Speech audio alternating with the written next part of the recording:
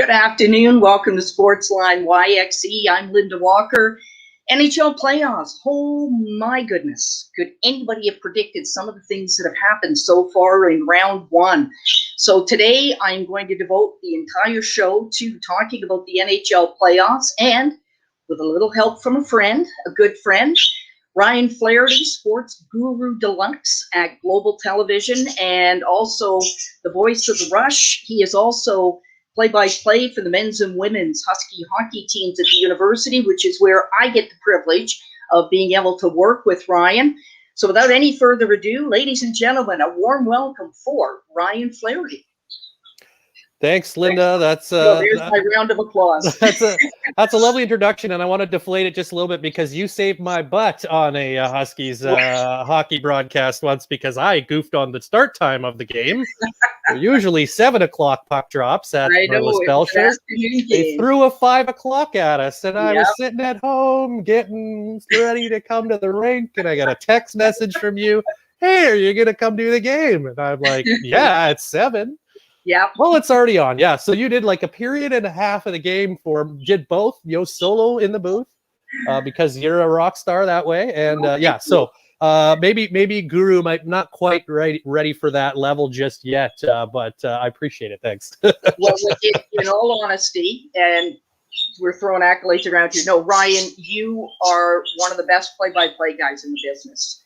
Between you and Johnny Gatorade Fraser, and I'm not forgetting my good friend Les Lazarus Geiger, because Les is the king with he's a beauty.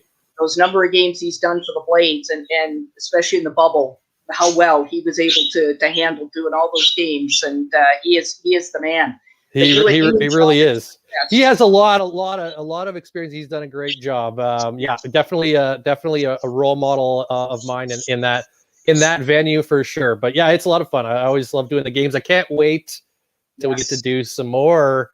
And I think finally there's some real optimism that we are going to have a hockey season and every other season coming up here. Every other season. Local sports begin on Sunday here in the city and across the province. Actually, I shouldn't forget the rest of the province. And I know a lot of excitement. I understand from Ian yesterday when we were chatting that some of the sports leagues, the registrars are kind of losing their minds because their phones, their emails, everything is just getting jammed with everybody wanting to know about how to register their child to be able to start up and who's going to play who and how this is going to work. So the leagues are all scrambling right now. So moms and dads, have patience. Your child will be back playing whatever sport it is in a very timely fashion. So we just kind of, it will happen. Oh yeah. They're very eager to get those kids out of the house. I'll tell you that. That's let's go. Leave, run away. Fly. But we are going to talk professional hockey, the NHL, and holy, what a roller coaster we've had in the first round so far, Ryan. And we ain't done yet, buddy. No, it's been this whole format. I love novelty in sport. I think it's great to see things, unfortunately out of necessity in this case, right? The way they changed things up with the schedule and the divisional alignment this year. But it's led to some really, really good first round matchups. And I love seeing new matchups too. It's always great to see two teams meeting in the playoffs that haven't before, or two teams that haven't met in a really long time. And there's no shortage of storylines. I think there's been some surprises. There's been some, a couple of teams that have done kind of what we expected, but no shortage of drama whatsoever. No, and the drama continued last night. Why don't we start with the games that were played last night, Ryan? The Vegas Golden Knights, Minnesota Wild. I'm going to start with them because Cam Talbot doing a stellar job in net for the Wild right now. And last night, 23 save shutout, second shutout of that series, which is amazing in the playoffs that you get shutouts. But there's certainly been a number of those and a lot of extra time being played in games as well. But series is now tied up 3-3. And who would have thought that this would be going to a Game 7? Well, it's interesting because as great as Vegas has been all season, Minnesota is had kind of had their number a little bit this year. They've had the fair bit of success against them during the regular season, but still, Vegas has more star power and their style of play. Although Minnesota has really become an exciting team this season when you add Kaprizov into the mix, and they're not that same old Jacques Lemaire trap team that bored everyone to tears, a few years back, but. That's one where you mentioned Cam Talbot, and I think he is the story of the series because the two shutouts. He's really been terrific all season long. I don't know if he quite makes the Vezina Trophy discussion, but he has really provided some stability for that Minnesota team in net this year, and he's carried that over into the playoffs. They're getting scoring from a bunch of different places. And they've got the Knights right there in a 7th game. Now, can they finish the job? I guess we'll see. I still think Vegas can prevail in this round. But, Minnesota, they're proving that they have, the game plan, to handle this high-powered Vegas offense. And it starts with Cam Talbot just not letting them beat him. Yeah, we talk about sometimes for players, a change of scenery can make a phenomenal amount of difference. Talbot was not playing that well in Edmonton, was, again, so-so with the Calgary Flames, and then signs the 3-year deal in the offseason with the Minnesota Wild. And everything I've been reading talks about what a calming influence he has brought to the team and the inspiration and the steadiness that you need from a goaltender between the pipes with a little bit of flair when he's needed it. And certainly, yes, in the playoffs, he's certainly come through the way they need to. I mean, I see Parise out there just looking so much more comfortable, whatever the situation, and setting players up and doing his job as a forward. Guys like that who have been with the Wild for a bit, and he's looking like he's having fun. Dumba's going around hitting everybody he can, wearing a Vegas jersey as well, which is what Dumba does best. But he looks like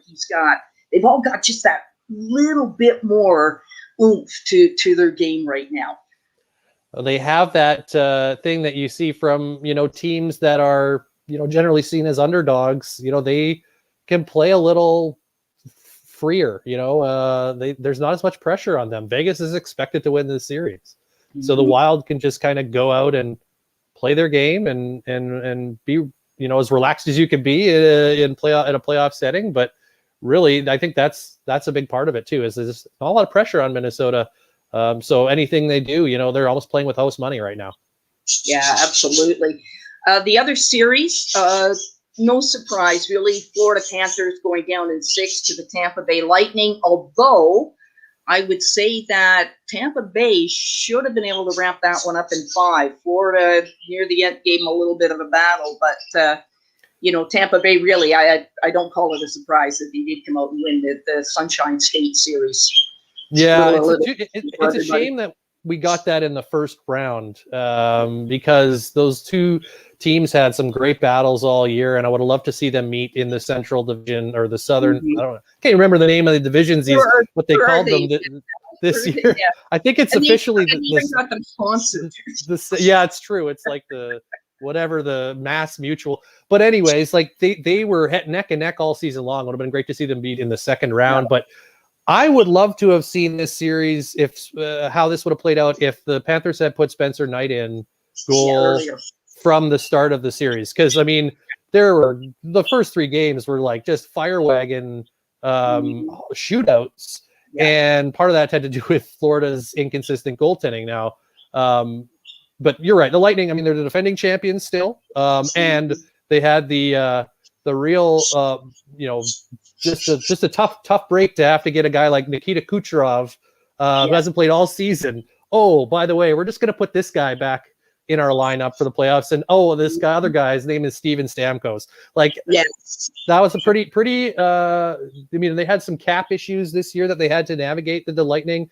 And there were no shenanigans. They didn't break any rules, but by having Kucherov kind of sit out the end of the season, even though maybe he was healthy enough to come back, they get him back fresh and just enough of that edge. They just have that experience level and enough of those weapons to It's tough. I want to see Florida win a series. They haven't won a series since the only year that they did win any playoff series, which was 96 when they went to the Cup final. They haven't won a playoff round ever since then.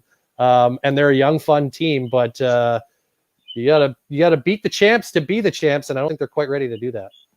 No, I don't think so either. I think maybe what they need to do is bring back the Rats. Yes, the Rats that made the difference in '96, Ryan. So bring the Rats back. That's right. Yeah.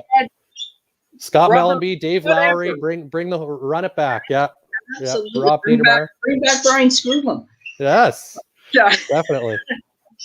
But the Kucherov one, I think I call that smart coaching, smart GM decisions. Yep. Keeping guys back. Stamkos, they won the Cup really without him last year, although, he was still in the background. What did he play? 30 seconds and got a goal. The one game that he did come into play. The 2 minutes that everyone's going to remember from that. Yeah, like come in, score a goal, and take a seat. Yeah. And he looks very, very healthy. Has all season. And in the playoffs, you can see he's got the grit back. And he's going to be the difference maker as well as Vasilevsky. I mean, you always have to have the goaltending. Yeah, and they have everything in. They arguably have the best. I don't even know if it's an argument. The best defenseman in the world, maybe one of the best players all around in Victor Hedman. So when you got pieces like that, it's hard to deny why they're the defending champs. And there's certainly, there's no reason to think they can't repeat the way they're playing right now. Well, they've taken the right first step to continuing on here by beating the Florida Panthers. Now, the other interesting series last night, Pittsburgh Penguins and the New York Islanders. Now, I said a couple of weeks ago that when before the playoffs started that I thought the Penguins were playing really well going into the playoffs, but do not ever count out a Barry Trotz coach team. And again, the Islanders come and win 4-2 and upset the Penguins in that one. Although I don't know that I'd say a huge upset, but they certainly took over. Penguins did not get the goaltending like they've had in the past by a guy. Let me see. Oh, Marc-Andre Fleury, who's rejuvenated his goaltending career in Las Vegas. I wonder if the Pens didn't give up on Fleury a little bit early, and maybe they should have held on to him. Well, I mean, obviously hindsight's 2020, but where's Matt Murray right now, right? Like that was the guy that they put that they kind of banked on, which is why they got rid of Marc-Andre Fleury. But, to this current series, Tristan Jarry. And I mean, I remember watching him a lot in junior when he was with the Edmonton Oil Kings, and I was working in Medicine Hat, covering the Medicine Hat Tigers, and heck of a goalie. Hard to believe he's already 26 years old, and he's still kind of just trying to break in. But yeah, tough series for him. But, New York, that whole division this year was so competitive. People using the group of death analogy from the World Cup, saying, whoever, there's going to be a couple really good teams that are going to get bounced in the first round in that division. And we saw it, Washington going in 5 games, and they had a team that you could have made a case for being a Stanley Cup contender. The Islanders may be flying a little bit under the radar because they just haven't had a lot of success recently, but this is the 3rd year in a row that Barry Trotz has got that team to win at least one round. And the thing that they're doing now in this series, or that they did in this series with Pittsburgh, is they started scoring as well. Like we know that those Islanders teams can play lockdown defense, and they can, win a lot of 2-1, 3-1 games, but they're getting, 3-4 goals a night now. And it doesn't hurt that they were playing against a struggling goaltender, but that's got to be scary for the Boston Bruins now, who they're going to face in the second round. So, and the other story for New York, right, is, it's Ilya Sorokin in goal, who's stealing the show, not Semyon Varlamov, who is ostensibly their number one goaltender, although it was kind of a platoon situation this year, but he's the veteran. Sorokin's the rookie, but it's Sorokin who's kind of taking the ball. And it's a good problem to have for the Islanders right now, having 2 quality goaltenders, but they're playing, all their lines are playing well, and their defense is as solid as ever. So, I don't think it was a surprise that they beat Pittsburgh. I thought that series was going to go 7 games. It was kind of a pick'em series. So, I mean, the fact they finished them off in 6 is kind of maybe just a testament to the goaltending issues that Pittsburgh had. Yeah, I really liked how Sorokin has played throughout that series. And, it's not, rookie goaltenders coming in and stealing series and leading a team to a Stanley Cup is nothing new. Let's go back to, let's see, the early 70s. Guy played 6 games in the regular season and then came in and stoned everybody. What was his name again? I was like Bob Smith. Oh, right. Yeah. That's okay. Sorry, I know we're messing around with everybody here, but I can't help myself. Well, let's move on. Let's talk about Washington and the Boston Bruins. And Capitals fans are playing a new game now. It's called Where's Ovi? Yeah. Ovi, Ovechkin really did not stand out in this playoff series. In the beginning, he was hitting everything, wearing a big B on their jersey, but really he was not really a factor, Ryan, in this one. I have to wonder about his health, to be honest, because he's certainly not a shrinking violet by any stretch. And you mentioned it; he started off the series with a literal bang. Yeah.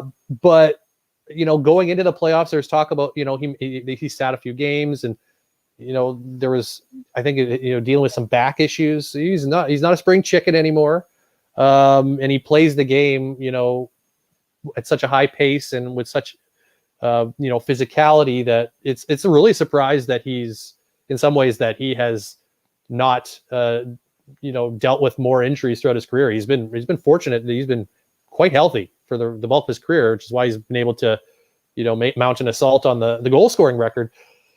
But you're right, he wasn't as big of a factor in the series. I mean, how much credit can you give Boston for shutting him down? Obviously they were ready for that, but Washington just, it didn't seem like they were fully emotionally into the series as much as Boston was. And I don't know if the Tom Wilson stuff, overshadowed, that their readiness and all the talk about him going into the playoffs and how much of the distraction that was. And who knows, but you give full credit to Boston, because that's another series that could have gone either way, but they really took care of business. And again, we talk about goaltending so much, but especially in the playoffs, it's so magnified. And I mean, there was if you were handicapping that series beforehand, there was a clear advantage for Boston, and it kind of did show up, as well as Craig Anderson kind of tried to hold the fort the first couple games.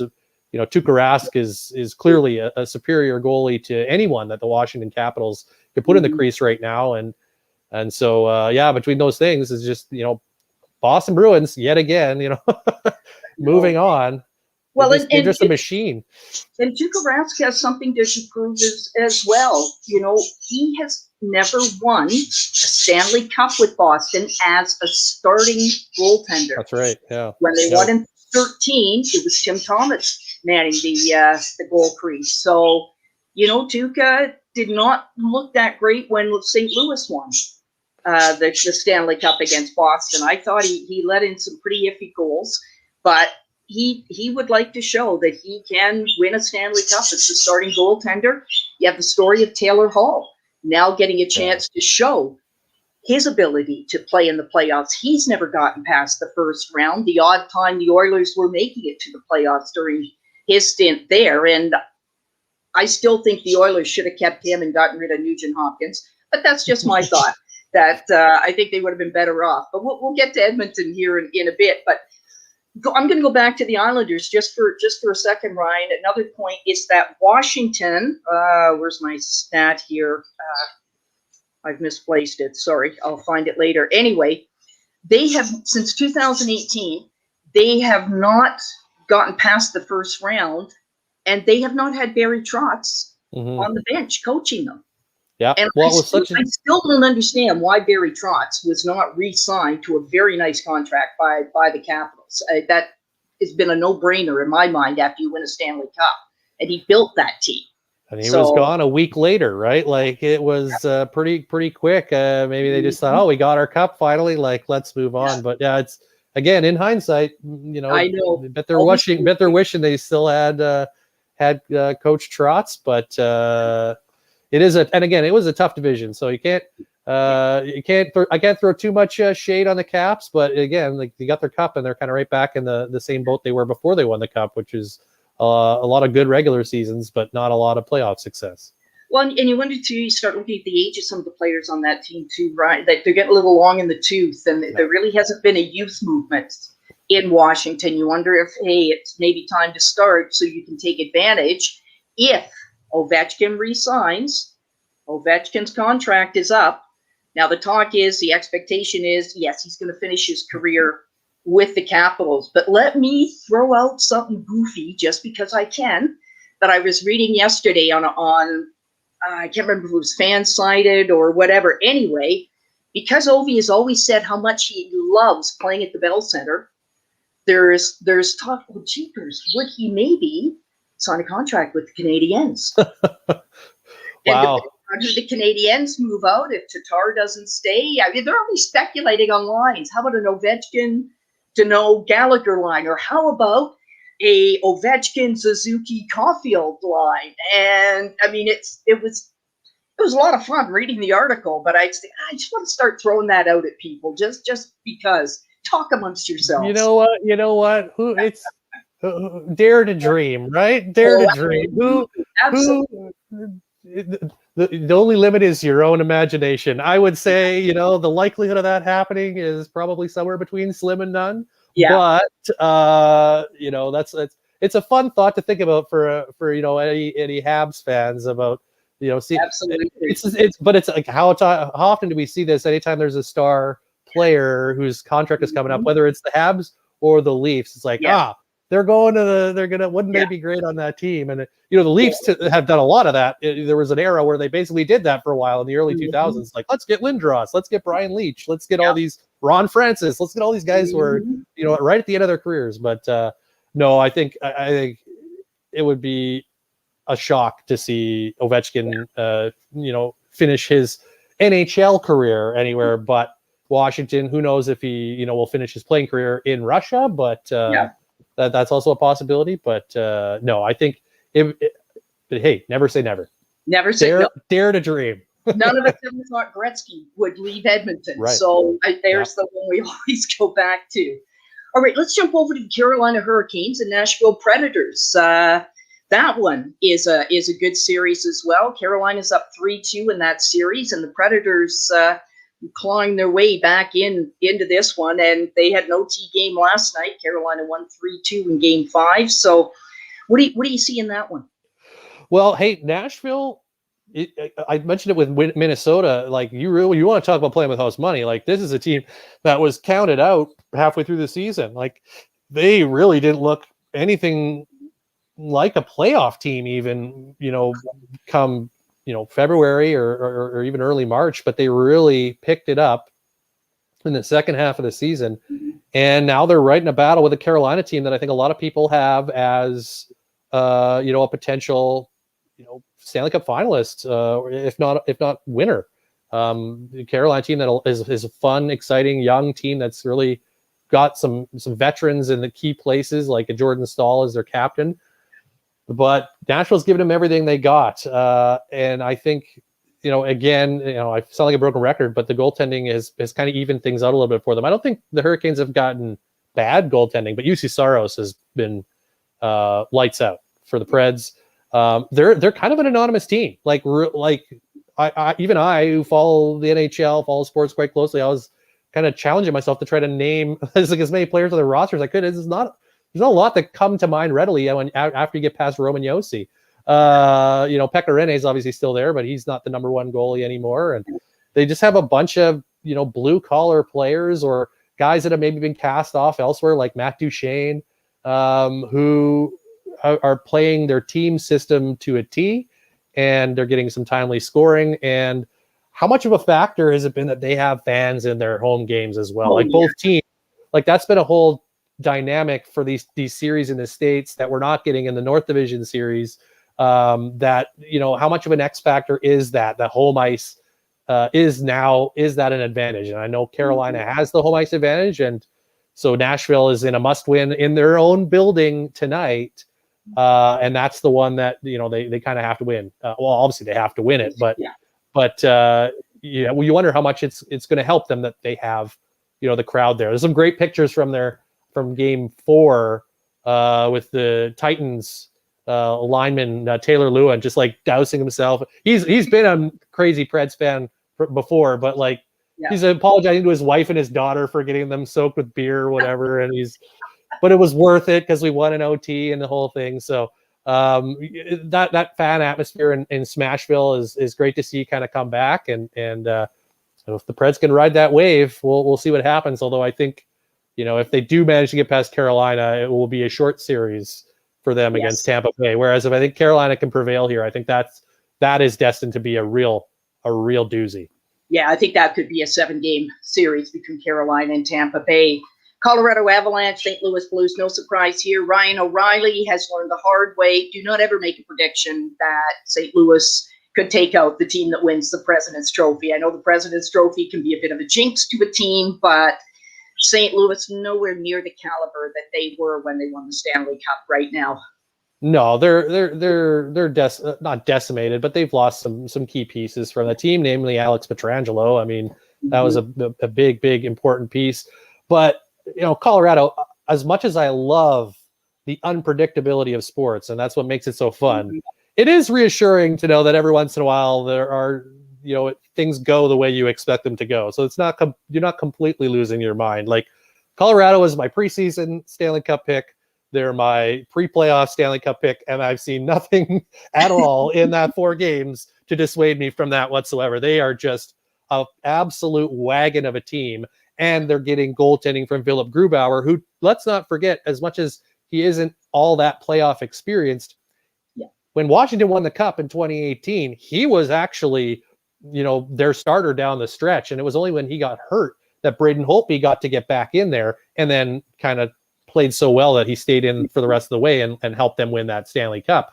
But Grubauer has been around a while, and he got hurt last year, so he wasn't able to play for Colorado in the playoffs, and that was a big reason that they weren't able to get any further than they did, because they had a couple of pretty inexperienced guys in there. But with Grubauer now playing the way he is, and with that, what I think is the best line in hockey, in McKinnon, Rantanen, and Landeskog leading the way, but you also have some other great players on that team, and a defense that is just probably the most exciting defense core to watch, with Cale Makar and Samuel Girard, guys like that. It's a fun team. They absolutely were too much for the Blues to handle. And it'll be really interesting to see how things go, whether it's Minnesota or Vegas, so they see in the second round, because that should be a little bit tougher of a test for Colorado, but right now they have to be the odds-on favorites. They just look so strong. And no surprise that Nazem Kadri did something stupid again on the playoffs, and this time earns himself an 8-game suspension. And if I'm Colorado, when that 8-game suspension ends, I just leave him sitting in the press box. He is a liability out there for them. He was with the Leafs as well, and so I have to admit I was surprised that anybody wanted him when Toronto wanted to move him out of Air Canada Centre. It's always that debate for a coach or GM, right? Because when he's playing well, he's a very dynamic player, and I think that's that's hard to pass up, right? This isn't Raffi Torres or Matt Cook, to name a couple other serial offenders from the past. This is a top 6 forward. It's kind of in the same vein as Tom Wilson, who's gets the same kind of attention for similar things. I thought Kadri had kind of moved past this. I thought he'd matured, but it's almost like he's one of those guys that there's a button that gets pressed and he can't turn it off, and he gets so ramped up that he gets like, I don't know, red eyes or whatever, and he's like and he just does something in the moment that is just brainless. But it's tough because he can score, he can hit, he can kill penalties, he can win face-offs. So I don't know. Will be interesting, because it's going to be what game was that, 2 or 3 that he got? Yeah, I think it was 3. 3. So he could miss potentially the entire second round should they go on. And it'll be interesting to see at what point his suspension is served. Whether he comes back in. As much as I want to agree with you, I think it's the temptation of having a skilled player like that in your lineup at a do or die time is probably too hard to pass up. So I will not be shocked if he's back in the lineup. But if his next transgression is like, I don't think he can get a lifetime ban, but like he's going to get 20 or 30 games next time. So, and I know he's appealing the suspension. I would be surprised if it is overturned. I don't think it should be overturned. I would hope that some smarts will exist in the NHL head office over that. But no, I think, Ryan, what I worry about is, you're in a tight series and, a tie game, and this is the game you have to win. And he goes and takes a stupid penalty, and now you're on 4 or 5 minutes penalty kill, and that's the piece that I think about, that the potential I think is very high to have happen. Yeah. So that's where, geez, do I want a guy in who's going to keep his head and, may pot me a couple of goals? I know this guy's good, but sheepers, I mean, just that button, if it gets pushed, what might be next? So that's what my thinking is. But we'll see. It certainly won't surprise me either, because somebody from Colorado was phoned to ask me for advice or something. We got to get Jared Bednar on the phone. I mean, he's a local guy, right? So we'll get in his ear. We'll give him a call. Yeah, absolutely. All right, let's go to the Oilers Jets real quick here. We'll save the other game that's on tonight, Toronto Montreal, here for the end. But Oilers Jets, Oilers cannot win a playoff series. But I will argue that when you only have one line that can score, you're not going anywhere. You need depth on your team, and the Oilers do not have depth. That was the difference in that series, right? It wasn't a sweep in the sense of like the Colorado sweep. Yeah. That was a decisive sweep. But I mean, the end result is still the same, is 4-0. But they're 3 overtime goals away from that series is still going. So, but I mean, for Oilers fans, it's gotta be frustrating to feel like it's like the old line about the definition of insanity, because it does feel like they're just kind of hoping that the same philosophy is going to work. This time it's going to work. I mean, and especially after such a strong regular season, that is got to be quite the disappointment. And I worked, I went to school in Edmonton. I worked in Medicine Hat, so I've lived in Alberta for a couple of stretches. So I have a lot of Oiler fans in my social media feeds, and so it's like I feel bad because there was a lot of misery and angst over the last week or so. But you hit the nail on the head. Like you can't win in the playoffs with just one real scoring line. And this is the offseason where now finally Ken Holland will, I think, have a little bit more ability to really manipulate that roster. I think he took the job. He was kind of saddled with some pretty bad contracts. True. You mentioned Nugent Hopkins. That's one that everyone loves to talk about much. Mm-hmm. I like his game, but I don't think at that price that they can afford to keep him. So we'll see how that goes, because he's a valuable player if you get him at the right price. Yes. But you need more. You need a stronger D-core. Oscar Klefbom, remember, was hurt all year. That's going to be a bit of an X factor going into next year, because he's a very quality, top 4, top 2 D man. They have a great number 1 D guy in Nurse, but they need more, and they can't necessarily wait for Ryan McLeod to be ready. That's a guy you can definitely incorporate into your core moving forward, but they need more pieces. I thought this was some good signs from Puljujärvi this year. Hopefully he takes another step. But at the end of the day, it's a first-round sweep, and certainly not what Oilers fans were hoping for or expecting after that regular season. And again, I was joking because I picked them to win the North going into the playoffs. I really thought the way that they matched up, I was looking ahead, and I thought it was going to be Edmonton, Toronto, and I overlooked the Jets, and I apologize to the Jets, to Jets fans everywhere, because they stumbled down the stretch and they didn't show. Connor Hellebuck was kind of inconsistent, but he really rediscovered his groove, and they got Ehlers back and healthy. And you want to talk about depth? I mean, when you have a Matthew Perreault type guy who's on your fourth line, it says a lot about the depth that the Jets have. Now, going forward, do they have enough defensive depth? We'll see. Like, that's going to be the test, because I was joking. I tweeted, I think, during the overtime of Game 3 that it was a lot of fun to watch, because for 2 reasons. One, I didn't have a horse in the race, but 2, both teams were terrible at defense. So there were a lot of scoring chances, and it made it a lot of exciting hockey to watch. But I don't know if that formula is going to hold for the Jets moving forward. So we'll have to see, because the Leafs, who we're going to talk about momentarily, Yes. have suddenly shown a propensity for playing well in their own zone, shockingly. And so like they seem to have an edge. I know I'm getting ahead of myself a bit here, but the Jets, we'll see how they fare in round 2, but it's a nice win. I know Jets fans obviously long suffering, especially against the Oilers. I know it's not the same Jets. You don't get to claim those. That's not part of your franchise. But the fans can certainly have the memories of losing to the Oilers all those times. And so I feel happy for a lot of the fans get a chance. Our friend Rob Vanstone, he was... Yes. He was celebrating like crazy down in Regina because he's only seen like 5 Jets playoff wins in his 40-some years of fandom.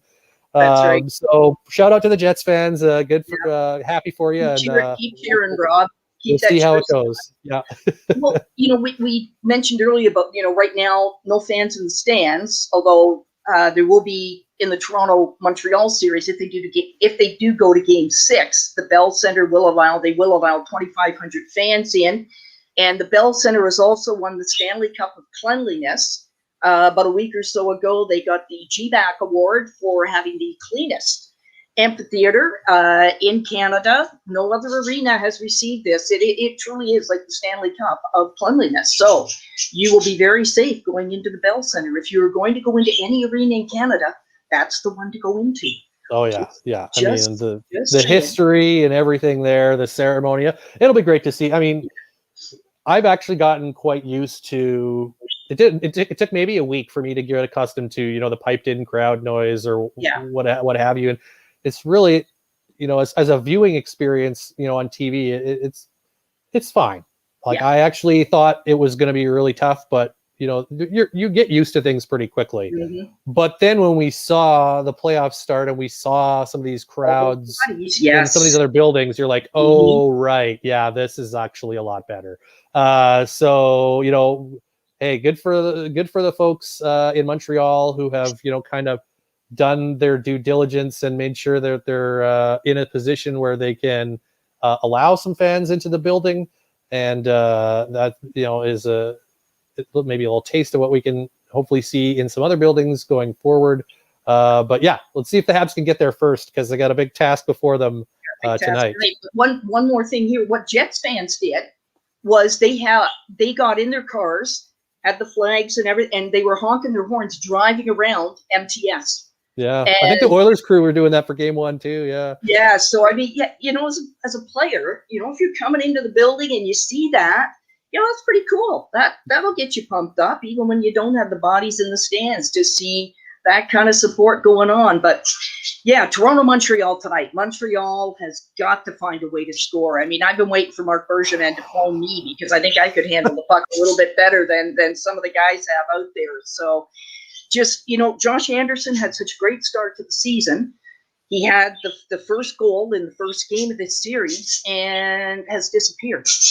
Tyler Toffoli has had some nice shots on net, but can't pick a corner to save his life. The guys keep trying to go 5-hole, and they wind up in the belly button of the goaltender.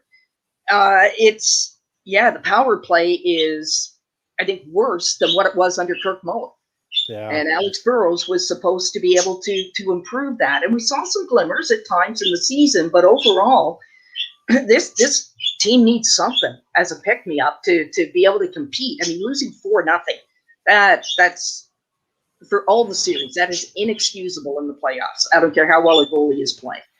It's tough for Habs fans, because at the start of the season, you were like, oh, the thing that's been a problem for years has been addressed. They got some more size up front, down the middle, brought in Anderson, brought in Toffoli. You got, later Corey Perry, who wasn't expected to be a major contributor, but he's actually been a really important part of that team. You're like, okay. And then throughout good portions of the season, they showed, we do have a little bit more scoring depth, and we can play, with those other teams' top lines. But I mean, losing Gallagher for as long as they did during the regular season was certainly an issue. And it's hard. And as much as I joked about Kucherov and Stamkos earlier, like, it's hard to get right back up to where you were, like to get right back into it after a lengthy absence. And Gallagher probably feels like he has to do it all. because he's that heart and soul guy. But, give credit to Toronto. They have a game plan that has worked really effectively. They are forcing the Habs to the outside as much as possible. And Montreal just, it's such a hard thing to say, like, oh, you just need to, try harder, because like it's hard to quantify that to get to the, the quote unquote dirty areas. But you're right. The power play, that's another thing that's been, they've struggled with on and off for quite a number of years. Carey Price has been terrific. The adding Caulfield, after game 2 was a smart decision.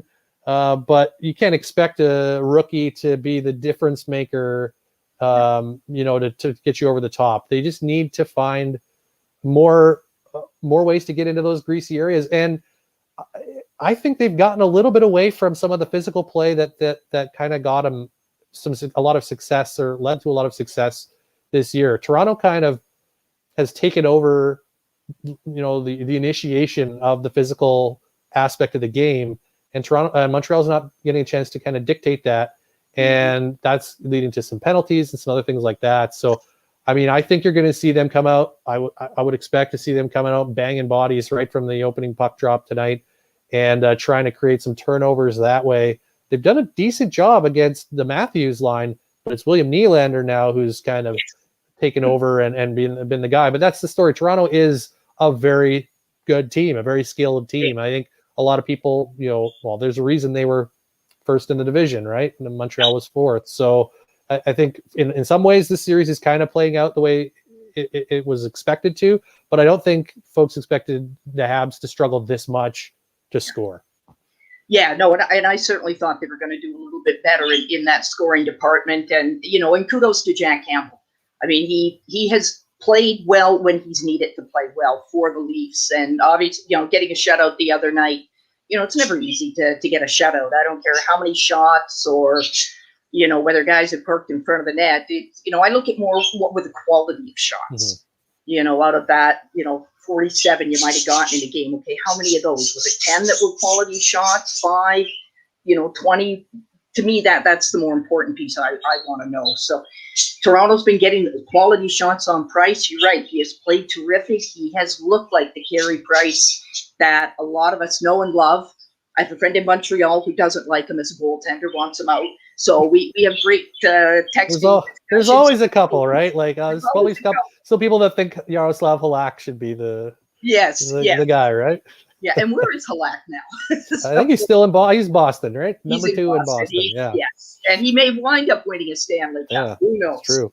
So, but yeah, that's he has played the way he has needed to play to keep them in the game. So, boy, it'd be great to see this one go to a game 6, obviously, because people who have been watching this show know I am true red, white, and blue. Blue, blanc, rouge. You can see the guys behind me. And, I think my coffee cup's been pretty evident throughout so, this is the other thing. I think they should go to the reverse retro jerseys tonight. Okay. Yeah, mix it up. Why not? They were well, yeah, exactly. Why not? They were terrible with them in the regular season. Only I won 1 game with them. So I figured I'm pulling out the mug. They are retro. They are one of the best looking reverse retros. So there's some pretty awful ones, but Montreal's Pittsburgh was horrible. There's some brutal looks out there. But trick or treating in the Pittsburgh ones. They were I looked at them the first time. I'm like, seriously? Like, who approved that? Really? Oh my god. Yeah. Maybe that's all you need. Is a little superstition could go a long way. So maybe that's. So I'm going the reverse. I'm going the reverse retro tonight. If I have to tonight, I'm throwing my hoodie on the reverse retro hoodie that I have. So I've been doing a little shopping in the last 2-3 months here, Ryan. It's the credit card's been getting a good workout here. So, but no. It would, and hopefully you get a chance to wear that for a few more games here. Well, I'm hoping. Yeah. We'll see what happens. Tonight's the test. But I promise I will not be crying next week on the show if the worst case scenario happens to my guys. So I will not do that. I'll just do it here at home with the budgies, my heard but unseen co-hosts here during the show. But Ryan, I want to thank you so much for taking a break from work and coming on and talking about the playoffs with me. It's been an absolute pleasure to work with you again. And hopefully, as we continue down the road, perhaps might be able to talk you into coming back, hopefully. Hey, and you know, I was on time here, so we're good. I think you know. You So rocked, man. no more no shows. Yeah, no, thanks a lot for asking me on, Linda, and always a pleasure to hang out with you and spend some time with you on the air. So anytime, let me know. Absolutely. No, I will give you a shout down the road. I know we went a little bit long today, but I hope everybody has enjoyed today's show and enjoy the rest of the NHL playoffs. Absolutely. We'll be talking about a little bit more, and we might just get our buddy on, John Gatorade Fraser, to talk playoff hockey as well. We'll make it a three-person show. So there we go. Ryan, thanks so much. All of you, thanks so much for tuning in today. And remember, go Habs, go! Go Habs, go! Have a great day. Stay safe, everyone.